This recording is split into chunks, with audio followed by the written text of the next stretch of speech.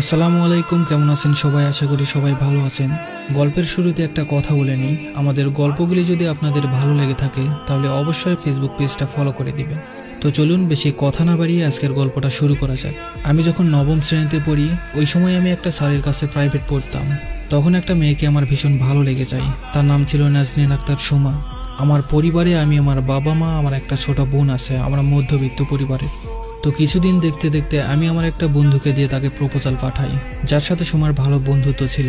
মেয়েটা আমার প্রপোজালটা সাথে সাথেই রিজেক্ট করেছিল। তারপর একদিন দুই দিন করে পুরো এসএসসি লাইফটা পার করলাম। আমাদের স্কুল থেকে বিদায় দিয়ে দিল। তার কিছুদিন পর অচেনা একটা নাম্বার থেকে আমার ফোনে মেসেজ আসলো। আমি চিনতে পারছিলাম না। তখন সে আমায় পরিচয় দেয় যে তার নাম সুমা। তারপর আমরা একটু একটু করে প্রতিদিন কথা বলতাম। ধীরে ধীরে আমাদের কথা বলাটা বেড়েই গেল। রাত 2টা 4টায়, এমনকি কখনো কখনো সকাল হয়ে যেত। আমাদের একদিন দেখা হয়, অনেক কথা হয়, আড্ডা দেওয়া হয়। ধীরে ধীরে ভালো লাগা থেকে ভালোবাসা পরিণত হয়। আমাদের সম্পর্ক ক্রমশই গভীর থেকে গভীরতর হতে থাকলো। আমরা মাঝে মাঝেই দেখা করতাম। সে আমার হাতে হাত রেখে কথা দিয়েছিল আমায় কখনো ছেড়ে যাবে না।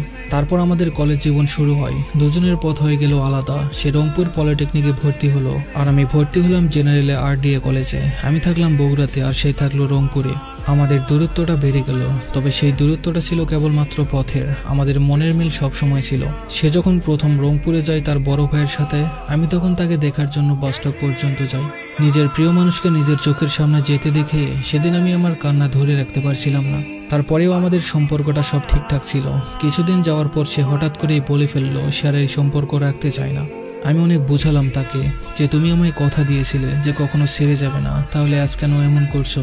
সে আমায় বলল, পারলে আমায় ক্ষমা করে দিও, আমি এই সম্পর্ক রাখতে পারবো না।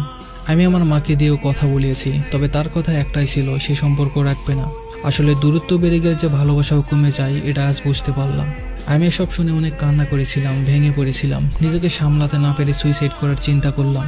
আমি আর এই পৃথিবীতে থাকতে চাই না, তাই বিষ পান করলাম। আমার শরীরে যখন বিষটা প্রবেশ করলো, আমি 2 মিনিটের মধ্যে শরীরের সমস্ত শক্তি হারিয়ে ফেললাম। বুকের ভেতরটা আগুনের মতো দাউ দাউ করছিল। কষ্টে বুকটা ফেটে যাচ্ছিল, তবুও বারবার করে তার কথা মনে পড়ছিল। তার সাথে কথা বলার অনেক চেষ্টা করছিলাম, কিন্তু ওই সময়টা একটুও কথা বলতে পারছিলাম না। তখন আমার মা আমাকে দেখে ফেলে এবং আমার পাশে আসে। কি করবে ভেবে পাচ্ছিল না, খুব কান্না করছিল আর বলছিল, বাবা তুমি এমন কাজ কেমনে করতে পারলে? আমাদের কথা একটুও ভাবলে না? তুমি না থাকলে আমাদের কি হবে? কি নিয়ে বাঁচবো আমরা, বলো? আমি তখন মাকে একটু একটু করে বলতে চাইছিলাম যে মা, আমায় তুমি ক্ষমা করে দিও। আব্বু যখন আমার সুইসাইড করার কথাটা শুনলো, শোনা মাত্রই বলে উঠলো আমার ছেলের কি হয়েছে। এটা বলেই আব্বু অজ্ঞান হয়ে গেল। আমায় হসপিটালে নিয়ে গেল।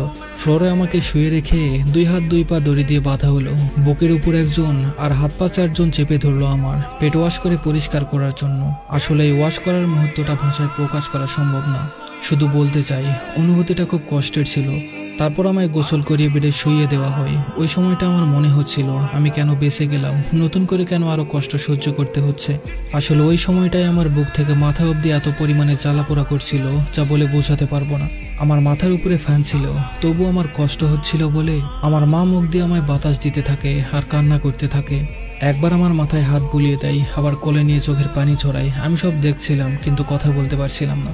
তারপর আমার একটা ফ্রেন্ড এসে মেয়েটাকে কল দেয়, দিয়ে ওকে আমার কথা বলে যে আমার বন্ধুকে কি বলেছো যার জন্য সুইসাইড করতে গেছিল। তারপর মেয়েটা হাসাহাসি করে যে তার নাকি কিছু যায় আসে না, আমি মৃত্যুর সাথে লড়াই চালিয়ে যাচ্ছি। আর মেয়েটা সেখানে মজা নিতে শুরু করে। তারপর দীর্ঘদিন কথা বলা অফ করি। এত কিছু হওয়ার পরেও আমি তার জন্মদিনে উইশ করি। তারপর থেকে আবারও একটু একটু কথা বলে সব ঠিক করে নিই। সে আমাকে বলতো তার এসব করা মোটেও ঠিক হয়নি। আমার পরিবারেও তাকে মেনে নিয়েছিল, এত কিছুর পরেও তাকে মেনে নিয়েছিল, কারণ বাবা মা কখনোই চায় না তাদের সন্তান কষ্ট পাক। যদি তাদের সন্তান সেই মেয়েটাকে পাওয়ার পর সব কষ্ট ভুলে সুন্দর করে জীবন গুছিয়ে নিতে পারে, তাহলে এর থেকে আনন্দের আর কি হতে পারে। তবে সবার বাবা মা যে এমন তা কিন্তু না। বিশেষ করে আমার মা আমাকে এখনো কোলের শিশুর মতো করে ভালোবাসে। তারপর মেয়েটা আবারও আমার জীবনে আসলো, এসে প্রায় 6 মাসের মতো সম্পর্ক রাখলো। তারপর আবারও আমায় ছেড়ে গেল, আমার সকল নাম্বার ব্লক করে দিল। তারপর আমি তার কাছে যাওয়ার জন্য প্রস্তুতি নিলাম।